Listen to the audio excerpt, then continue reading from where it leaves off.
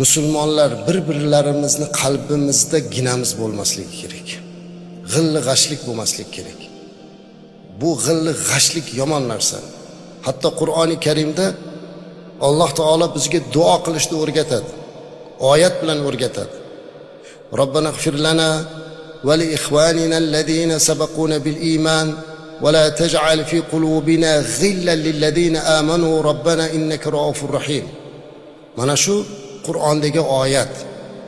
Ushbu oyat-i karimada Alloh taolo mu'minlarni quyidagicha duo qiladi deb duo o'rgatyapti. Ey Robbim, bizni gunohimizni kechir.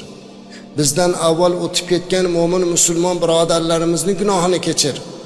Va hozir hayot bo'lib turganlarimizni bir-birimizni qalbimizda bir-birimizga nisbatan g'illu g'ashliklar bo'lishlikdan saqla degan duo bor.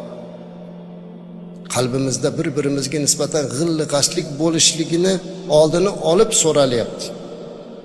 Oyatda aytibdi. Demak, bu yomon illat ekanligi ko'rinib turibdi. Qanday qilib biz Alloh bir, Rasul bir haq deb turgan, qiblamizni qibla deb turgan, Rasulimiz alayhissalomni Rasululloh deb turgan, ummatlikni da'vo qilib turgan bir yurtda, bir vatanda yashayotganlar bir-birimizni yomon ko'rishimiz, qalbimizda g'ashlik bo'lishi mumkin. To'g'ri, bandamiz ba'zan bir-birimizdan xafa bo'lishimiz bor. Ba'zi bir qilgan ishlarimiz bir-birimizga yoqmasligi bor.